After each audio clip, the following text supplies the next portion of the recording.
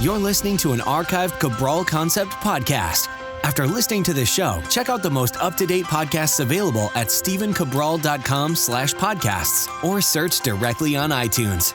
And now, welcome to the Cabral Concept, where board-certified naturopath and integrative health practitioner Dr. Stephen Cabral shares how he was diagnosed at the age of 17 with a life-altering illness and given no hope for recovery. It was only after studying and traveling all over the world did he discover how to combine ancient Ayurvedic healing practices with state-of-the-art naturopathic and functional medicine to fully rebalance the body and re-energize it with life. It's time to discover how to get well, lose weight, and finally feel alive again. And now, here's your host, Dr. Stephen Cabral. Happy to have you back today on part 2 of our Cabral House Calls. Looking forward to getting to more of our community's questions. We had a lot of fun yesterday. We went through a lot of great questions, and I know that sometimes, when I'm talking about enjoying going through these questions, having a good time, really talking to you about how we can improve and how we can get better, I do it from that perspective, meaning that I totally respect where everyone's at in their life. And usually they're struggling with something pretty intense, whether it's a real weight-based issue, a real health-based issue, stress, anxiety, whatever it might be. It's a real health issue. I totally understand that. And I always want to let you know that I'm respectful of that. And of course, by now I've been there myself. I was there. But what I want to do is I want to show you that there's another side to that equation, that if you can allow yourself to understand that you will get well, it's just a matter of time, not if, but when. That's all it is. Not if, but when. You will get well. So when will you get well? Then we can start to just decrease the stress. And if we can decrease the stress, I'm telling you right now, your healing will progress at a much faster rate. Healing, whether it's mental, physical, weight gain, health, aging, you name it. But once we can start to decrease that massive stress response that most of us hold on to, myself included, I work every day to just make sure that I'm more relaxed, that I'm less intense, all of those specific things. But that's why I do it from that perspective, because I know that deep inside of myself right now that you can heal. And I know that you will heal as long as you don't give up. That's it. So now that we know that you will, we can go about this with a little bit of a lighter mood. And that lighter mood will only help us then to keep our minds open and not really close anything out. And we're more able to look at this as, what? This is our body. This is not our mind. This is our body. And what's happening is it's out of balance. So just like a car or just like a boat or anything like that, we need to figure out, hey, why is this thing working right? What mechanical issues are there? What chemical issues are there?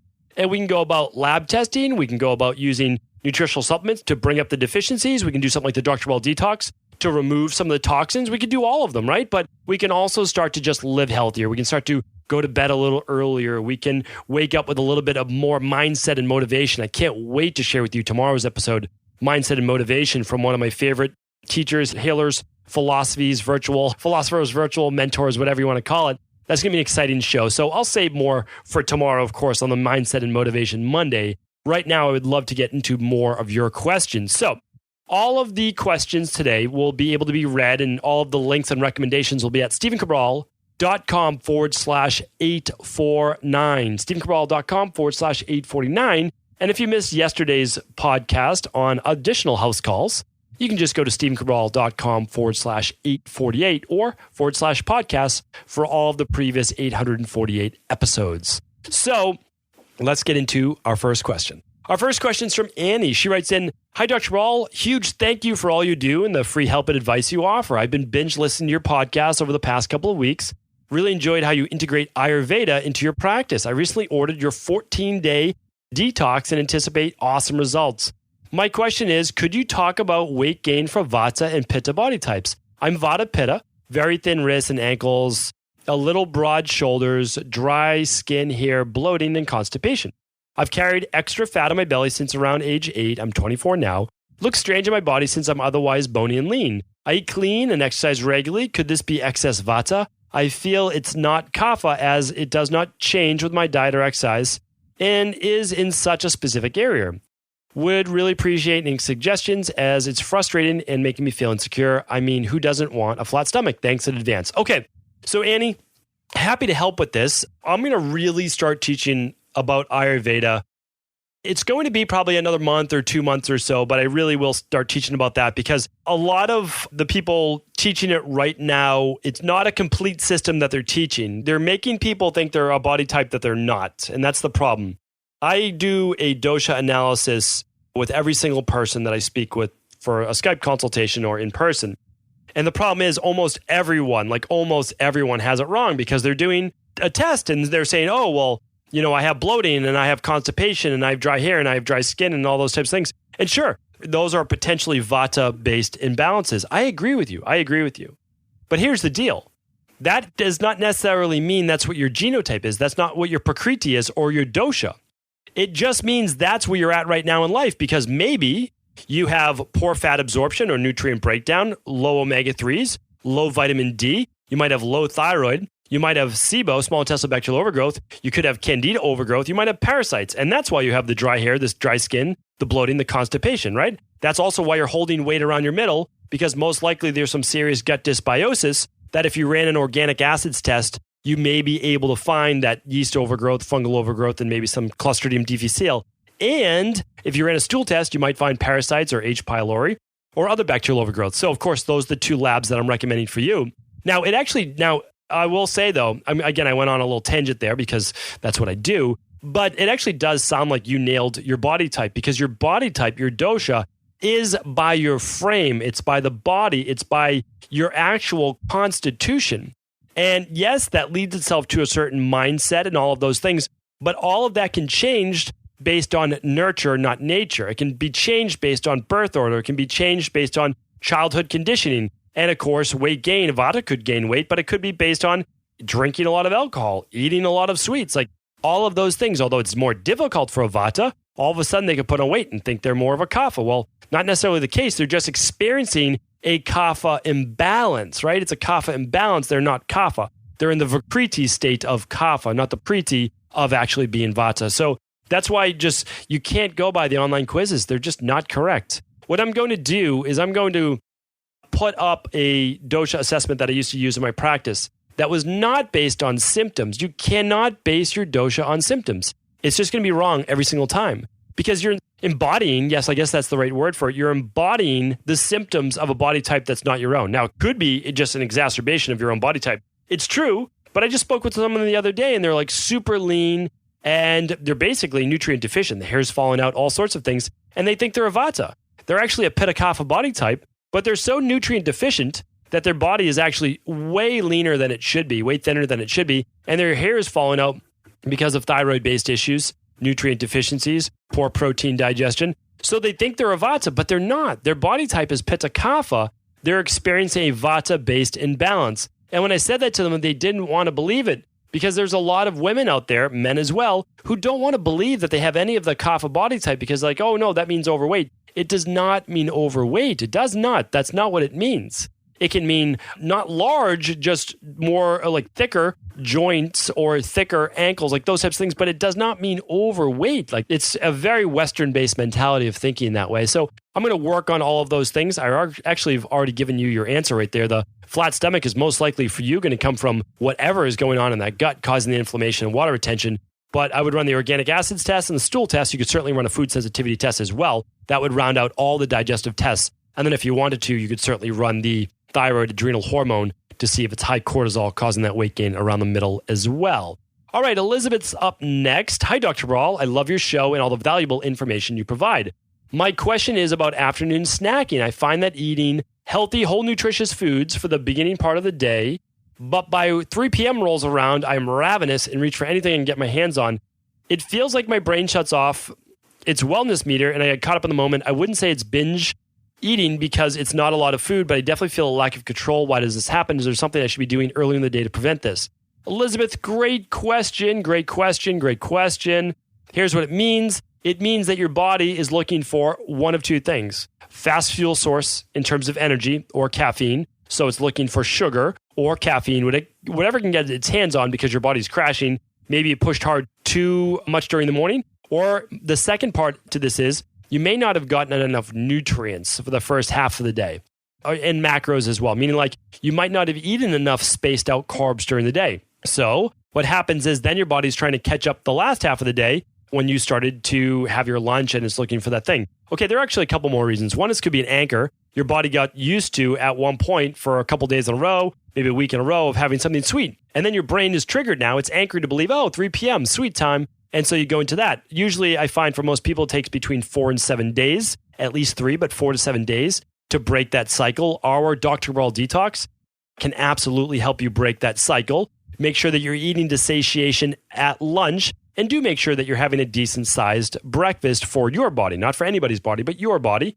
The other part to that would also be that if your digestion is weak and you have a bigger lunch, your body can start to feel a little fatigued if it's not able to properly break down that lunch. So a good digestive enzyme, I'm going to put that in the notes right now. The daily digestive enzyme is certainly what I would recommend. It will give you a little bit back of that digestive power. Take that daily digestive enzyme with a little bit of ginger tea. That will help with digestion. That would be great.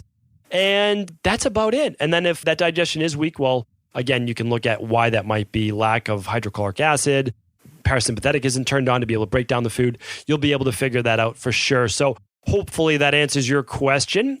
Gabrielle is up next. Gabrielle is asking, hi, Dr. Cabral.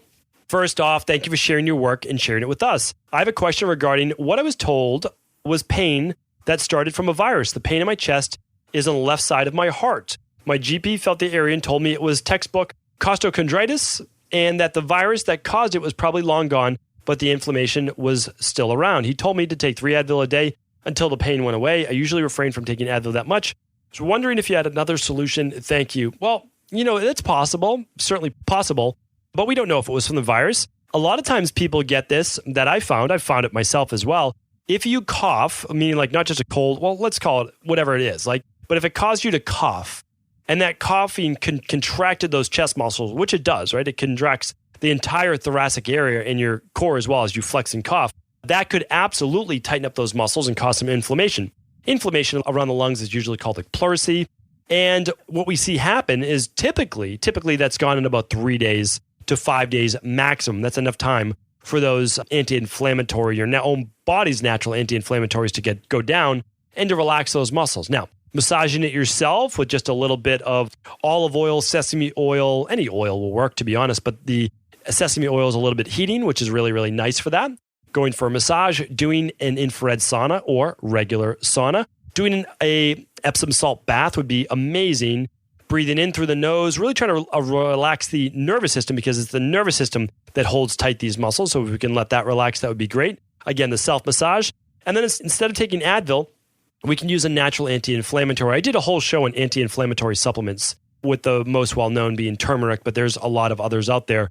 Bromelain is a fantastic one. Of course, turmeric's a great one, or we'll call curcuminoids. I'm going to link up the turmeric product that we're using right now. That might change in the future, so I won't name it, but I will put it in and see if I can spell that right. I'm going to link that in the show notes. Just go to stephencabral.com/849, and I'll put in the turmeric supplement that I'm recommending. And then what else? Boswellia phytosome, another one of my favorites. But I just really believe that with some good vitamin C, some zinc to kind of boost the immune system, some of that turmeric, you could do even a turmeric tea, some ginger tea. Those are great anti-inflammatories, and I believe that it should go away on its own, since it was inflammation caused by you most likely contracting, coughing. Again, it could be something else, but that's a very good possibility. All right, Dawn is up next. This is somewhat urgent. I've been a smoker for over 30 years, struggling to quit. I'm getting ready to take advantage of your CBD oil offer for March. Will this help me? And do you have a protocol suggestion for quitting smoking? I've been using the DNS for 7 months. That's the daily nutritional support. Complete a 7-day detox and ready to do the 21-day detox. I eat healthy. I exercise. I'm in good health. I have slightly elevated cholesterol. I will eventually do some testing, but I need to end this habit now. I prefer this question not to be on a podcast, but this could be addressed in a more general way, helping with addiction. So Donna, I apologize. I don't know that anyone will know that it's just your first name, which is why we never read last names. This was written in on early March. Just keep in mind, it does say at stephencabral.com/askcabral that these are answered in the order they come in. This is going to be about 11 weeks after you asked it. I apologize. Just a lot of questions in the queue. And the other thing is, for anything urgent, you just simply go to cabralsupportgroup.com and ask it in the group. And if it's a private question, you can email support@drcabraldetox.com. That would work as well. Anything that's written in at Ask Cabral gets asked on the podcast, because that's literally what the podcast is all about. It's a weekend house call. No one's last name is ever read. It's just first names, and Donna's a pretty popular first name. So that's it. Or you can write in anonymous, and it also allows you on that page, it says you may write in the name anonymous. So I do not do smoking cessation programs.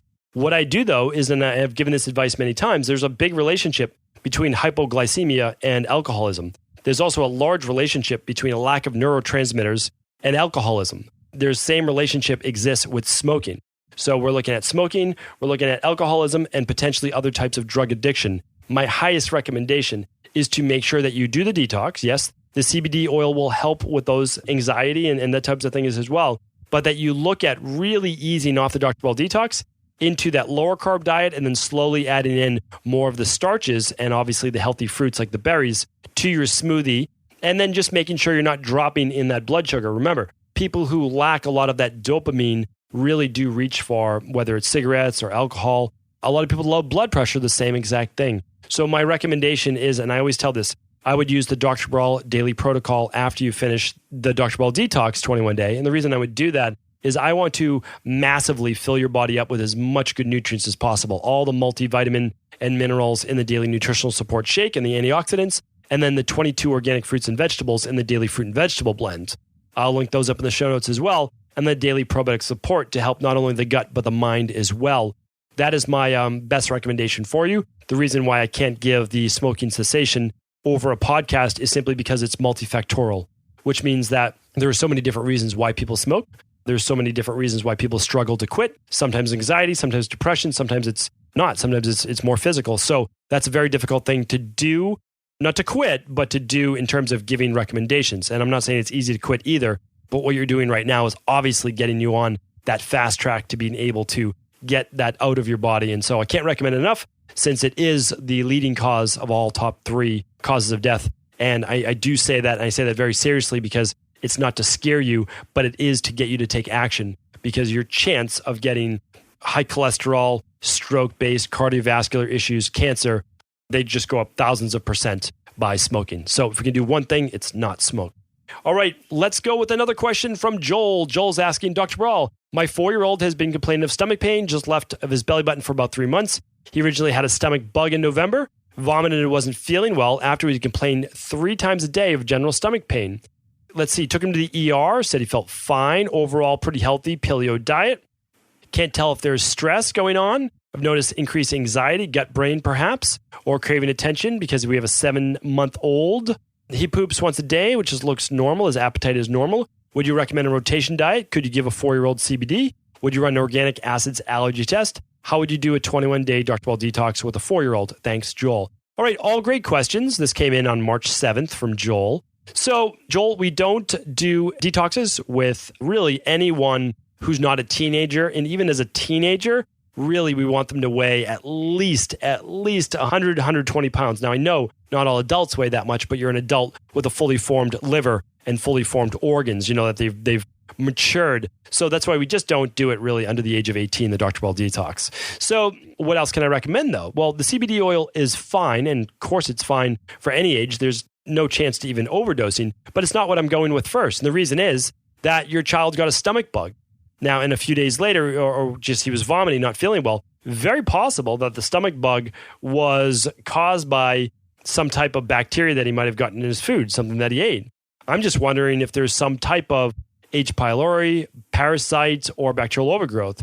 If it was my daughter, and this actually happened to my daughter, and we lab tested her, so we did the organic acids test and the stool test. So we found that there was a little bit of yeast overgrowth, and she's never been on antibiotics, but a little bit of yeast overgrowth, not major, so that was easy enough to take care of. But we found out, luckily she didn't have a parasite, but she did have H. pylori after she got food poisoning. So then we were able to, again, I do not treat or diagnose disease, right? Because I'm a naturopath. But I was able to rebalance the body and get rid of that H. pylori by doing a protocol to eliminate that. So just for peace of mind, I would run the stool test. That's what I would do.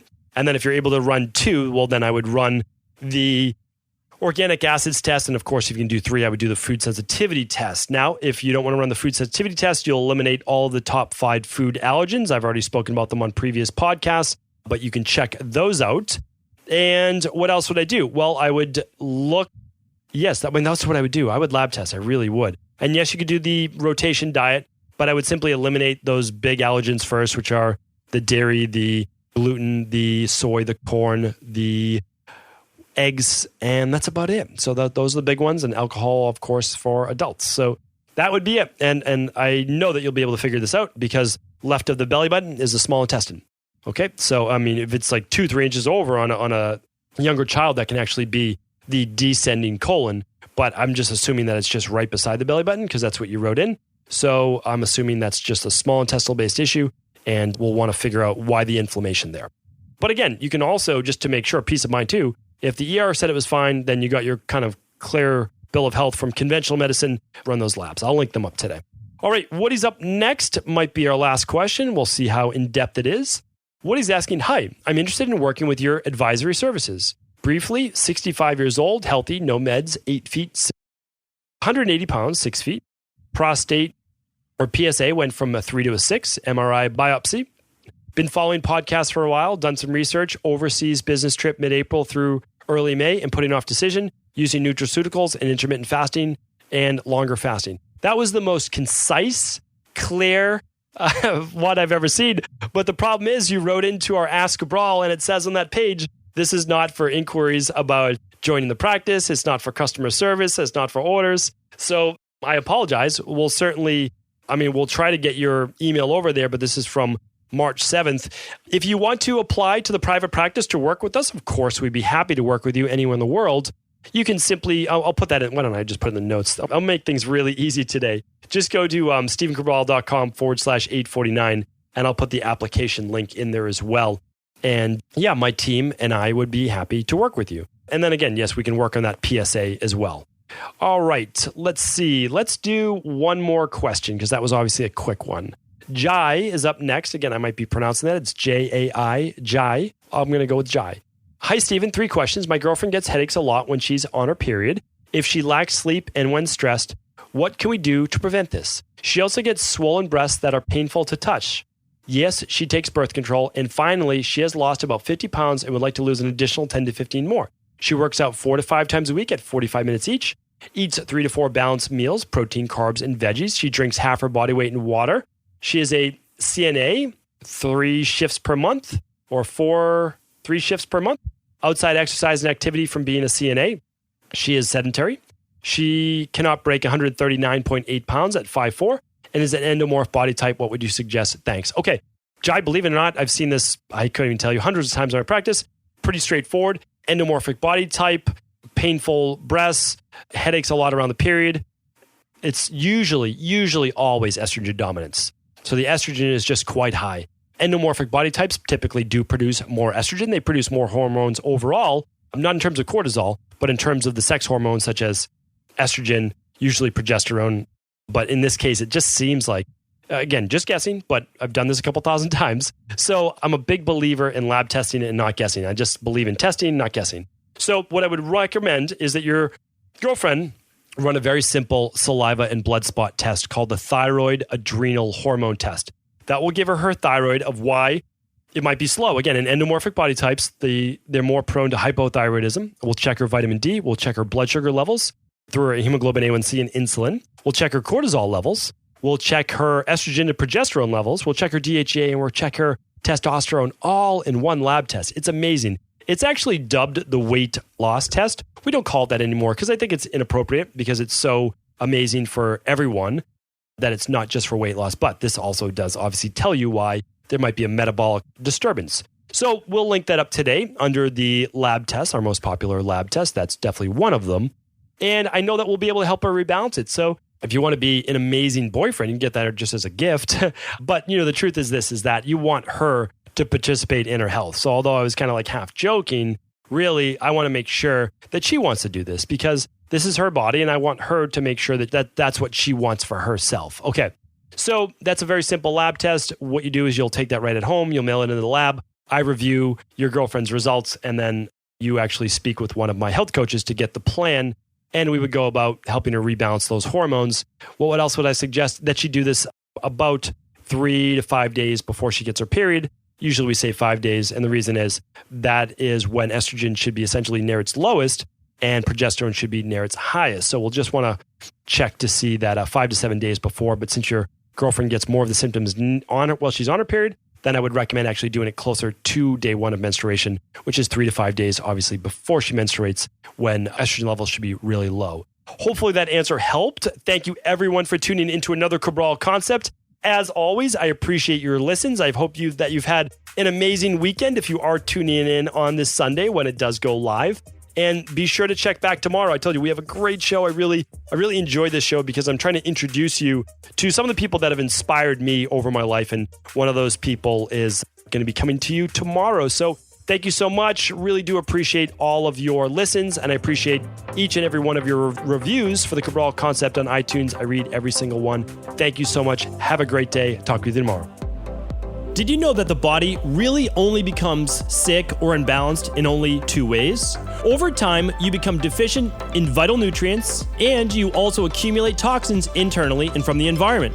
As those nutrients diminish and you increase your total toxic load, your body then begins to show the first signs of dis-ease. It's actually quite predictable, and the good news is that if we know how you began to fill up that proverbial rain barrel, we also know how to empty it to begin the healing process. I was fortunate enough to learn this ancient healing process from my mentor after suffering from debilitating diseases for close to a decade. It was only when I began to implement these techniques did I finally overcome my illnesses and go on to live a life of energy and vitality that I now enjoy. I'd like to share with you now what I discovered after traveling all over the world and how to combine the best of ancient healing wisdom with state-of-the-art science.